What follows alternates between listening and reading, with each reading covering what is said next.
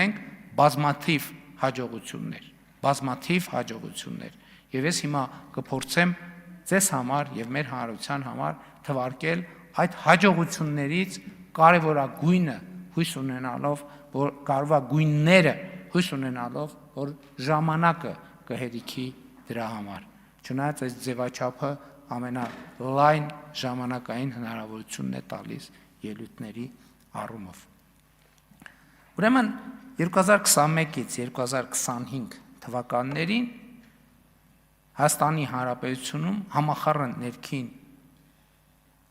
միջին տարեկան աճը կազմել է 7.9%։ Ուզում եմ ընդգծել, որ նույն ժամանակաշրջանում աշխարհում միջին տնտեսական աճը կազմել է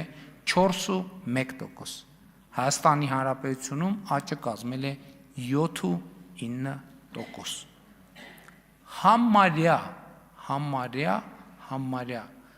Համարյա կրկնակի ավել։ ԵԱՏՄ-ում նույն ժամանակաշրջանում միջին տնտեսական աճը կազմել է 3.1%, Հայաստանի Հանրապետությունում 7.9%։ Էս էլ համարյա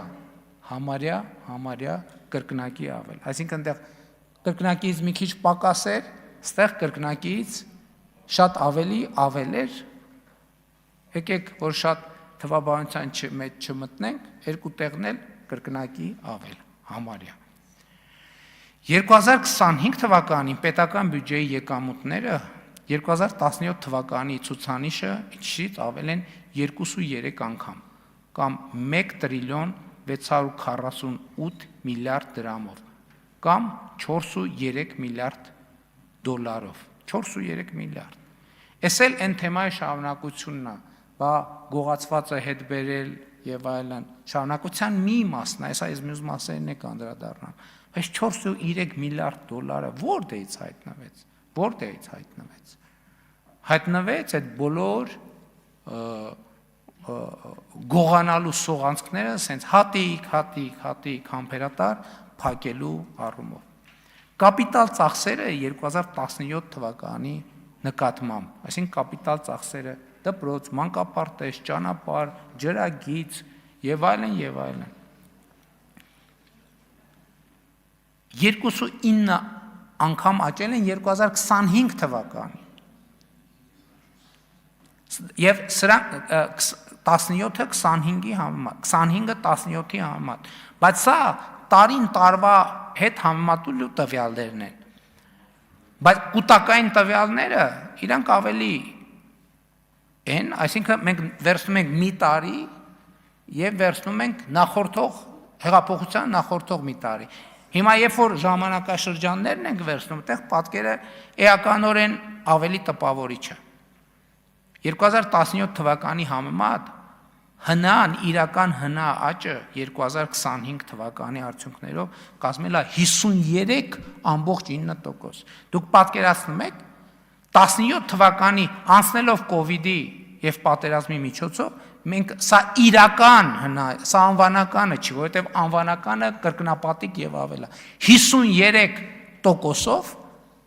մենք մեր երկրի տնտեսությունը մեծացրել ենք։ Իմիջիայլոց նույն ժամանակաշրջանում աշխարհում միջին տնտեսական աճը 2016-ից 25 թվականներին կազմել է 3%, Հայաստանում 5.8%։ Այսինքն սա էլ մի ցուցանիշ է, որը հիշարժան է։ Նույն ժամանակաշրջանում ԵԱՏՄ-ում 2018-ից 25 թվականներին տնտեսական աճը կազմել է 2.3%, Հայաստանում 5.8%, ավելի քան կրկնակի։ Նույն ժամանակաշրջանում մենք Հայաստանում ստեղծել ենք 288,000 աշխատատեղ։ Պատկերացնում եք 288,000 աշխատատեղ։ Ընդ որում, սա ոչ թե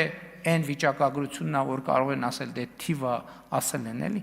այս 200 որ անհրաժեշտություն լինի, այս 288,000 թիվը մենք կարող ենք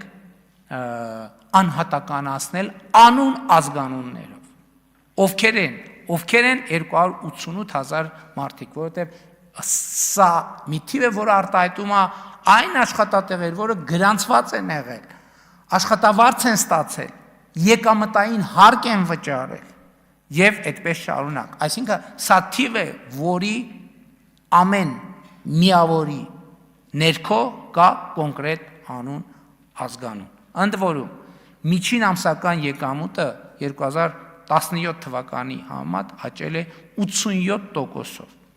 Համախառն գնաճը նույն ժամանակաշրջանում կազմել է 29%։ Եվ նաև էսա պատճառը, որ մենք ասում ենք, եւ այս թվերը ցույց են տալիս աներկբա, որ 2018 թվականի համեմատ աշխատող մարդիկ առնվազն 55 եւ ավել տոկոսով ավելի լավ են ապրում։ Այս ցուցանիշը հիմնավորվում է բազմաթիվ տվյալներով։ Նախորդ տարի զեկույցի քննարկման ժամանակ ես մի հաշվարկ էի արել, ցույց տալով, որ հեղափոխության արդյունքում 2018 թվականից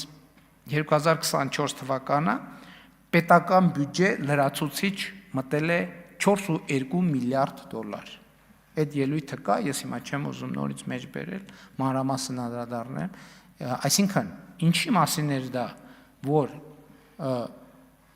հեղափոխության բերած տեմպի շնորհիվ 4.2 միլիարդ լրացուցիչ դոլար մտել է պետական բյուջե։ Այսինքն եթե հեղափոխությունը չլիներ, նախորդ շրջանի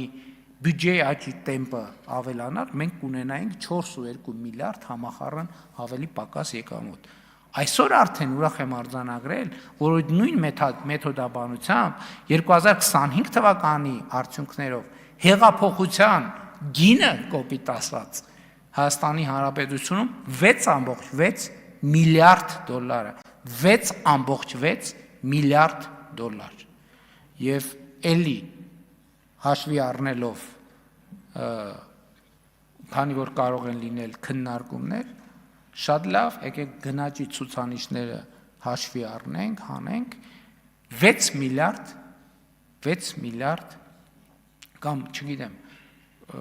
այսինքն հաշվարկը հանենք, թիվը 6.6 միլիարդ է, գնաճի թիվը հանենք, ինքը կլինի, ասենք ենթադրենք 5.5 միլիարդ մաքուր առանց որևէ այլ գործունի, 5.5 միլիարդ։ Հավանիչ տեսանյութը եւ բաժանորդագրվիչ նորությունները բաց չթողնելու համար